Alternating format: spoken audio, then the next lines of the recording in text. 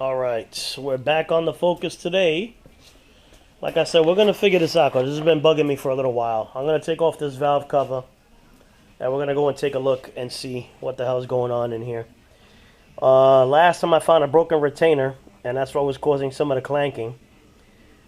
This time, don't know. Gotta say, I really think one of the lifters is no good. We're going to have to take the lifters out, take a look at them, and see what's up. Go through each one.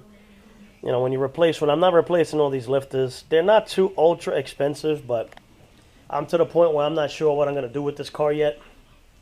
As of right now, I can leave it the way it is because I have other stuff I got to get to. But being that the car's in here, it's only 3 bolts to take the cover off and investigate. I'm going to do it now while it's here. Because I have to move stuff around. I got to move that car to this car to get the SRT in here. So to get started on that project, because that's going to be, hopefully it'll go a lot faster than what it should go, because of what I'm planning on, how I'm planning on attacking that particular job. So let's see and get started with this. The car ran fine yesterday, ran it up to temperature, everything was good. It's just listening to that chirp and a slight rough idle. No check engine lights, which is what I wanted to accomplish. So the car is drivable.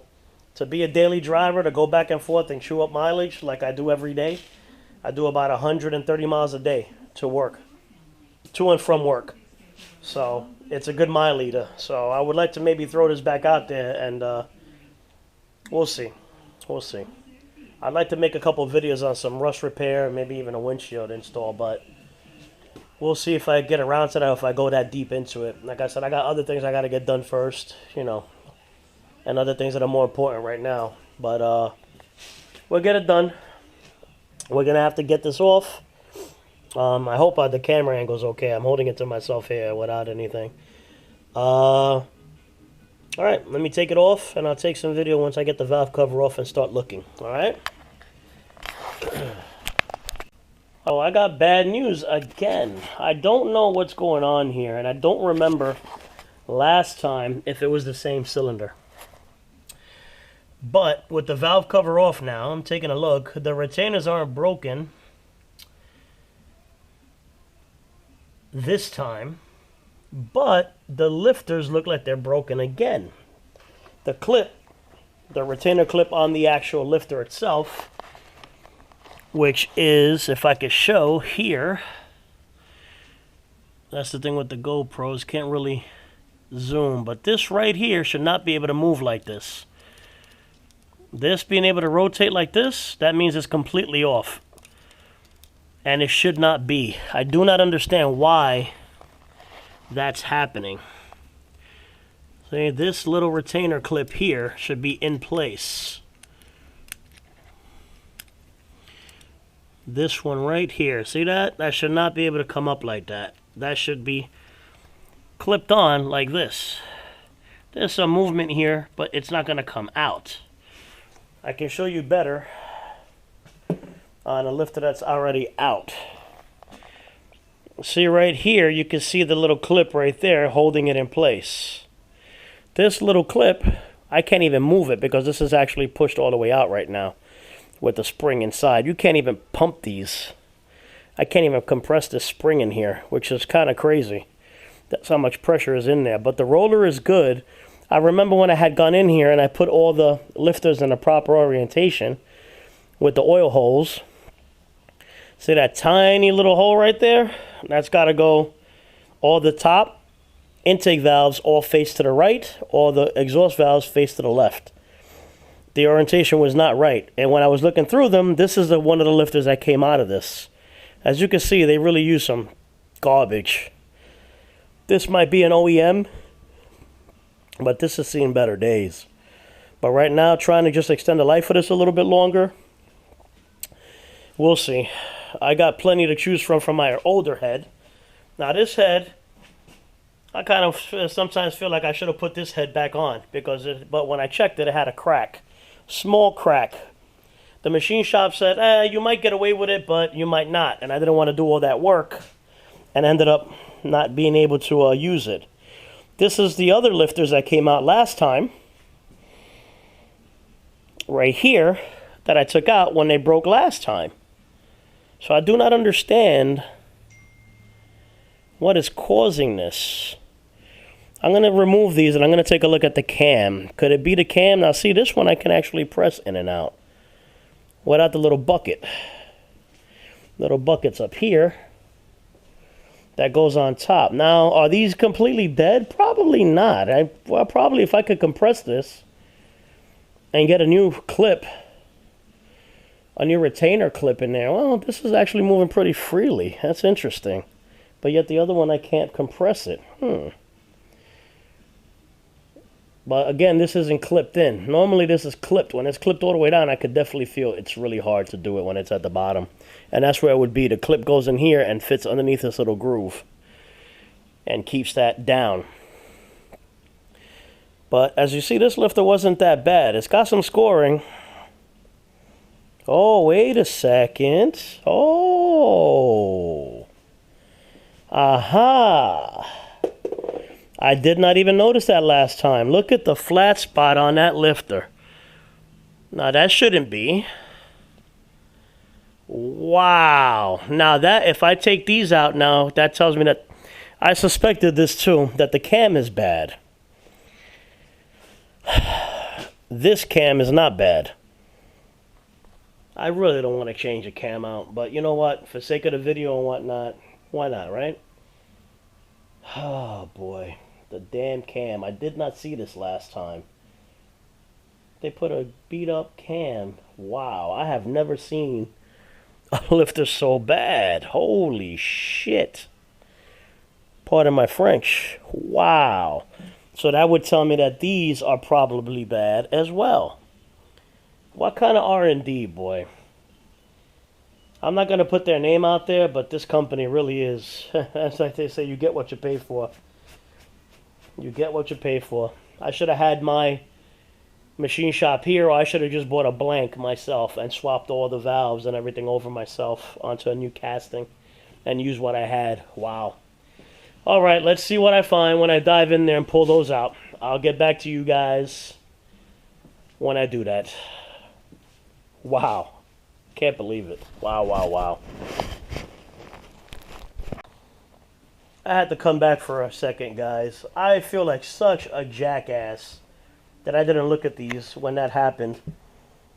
When I initially took this motor apart and I looked in here the first time it had this issue, right away I saw the broken retainers and guides, and that's what I assumed was the problem, that it had a cracked guide. And that's what caused the hammering or it to rotate or whatever in the bore and caused the issue. That could be part of it. That could still be what happened. The little clip came off because the retainer was broken and the guide. That would allow the lobe or the cam, the lifter to rotate in its bore. That could also cause that problem. And it could still be actually what caused the problem, now that I'm thinking about it. Because if that came out and this was cracked, and that wasn't holding it and it was rotating in there, well, you know what? It's shot. When I take a look in there, I could almost guarantee that the cam is going to be shot as well. So that's most likely what the problem is. I never noticed the roller being so bad. I feel like a jackass. I didn't even look at it. I just right away went, got the new lifters. At the time, I needed this car also. Went in there, swapped the lifters out, put them in, and drove the car. Car was fine. And even now, it'll pass inspection and runs fine for the most part. It's got a little vibration to it, but now we know why. Oh, boy. So I got to take a look in there and take a look at that cam. I could almost guarantee that cam is toast. So, like I said, when I get around to it, I don't know when it'll be. Right now, the car's drivable. I can run it to charge the battery, moving it in and out of the garage, which is what I needed to do to get it out of the way. And we'll see if I get back to it. I'm really pissed about that. It doesn't look like it, but I am. Anyways, all right, guys. Let me get back to more diagnosing. I'll dig a little deeper, see what else I find, and I'll get back to you guys.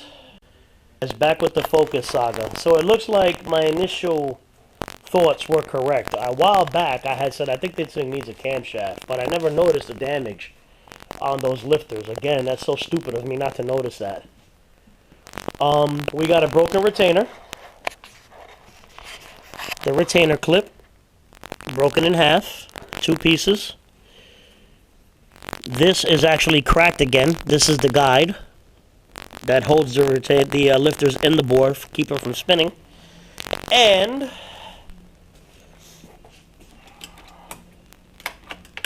I don't have my gloves on, and I feel like a little bee today, so I don't feel like changing. But you can see, putting gloves back on, only this light, not too much here. You can see this has been hammered to death, just like the other one. Look at that big flat spot. That's no good. No bueno. No good at all. The other one is just as bad. Both of the clips that keep the lifter together, they were off spinning like I showed you before I disassembled it. And taking a look inside, not sure if you'll be able to see it. I think you will. That lobe, that cam is toast. And that, I believe, is the problem from day one with this thing. Because when I put the head on and I ran the car, it developed that chirping almost immediately. So, and then these lifters failed in the exact same manner that the original 2 failed. So that would tell me that the cam was pretty much toast. Either the person that was assembling it at the place, I'll give them benefit of the doubt. Maybe there was some kid who's learning who really doesn't know, that was just taught the basics and nobody was able to check on him to make sure he's doing the right thing. Or the company sold me a piece of shit head. I really hope it wasn't that. But this car's been parked for over a year now until I finally got around to looking at it, and that's why.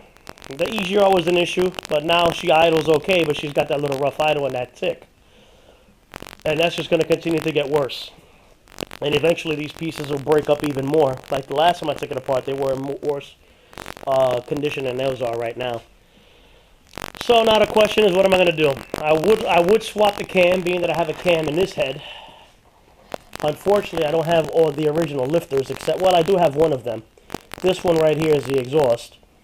So I'll be able to, it doesn't matter with roller lifters, but it would be kind of cool to be able to keep it with the original, but it's okay. I'll just take one of these lifters from the other side here and I'll put it in there. But I have to swap this cam out now.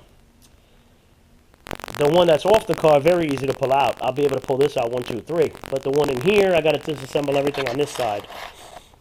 I got to take this out, mount all this out of the way, bring it up, take the belt off, timing belt. We will be reusing it.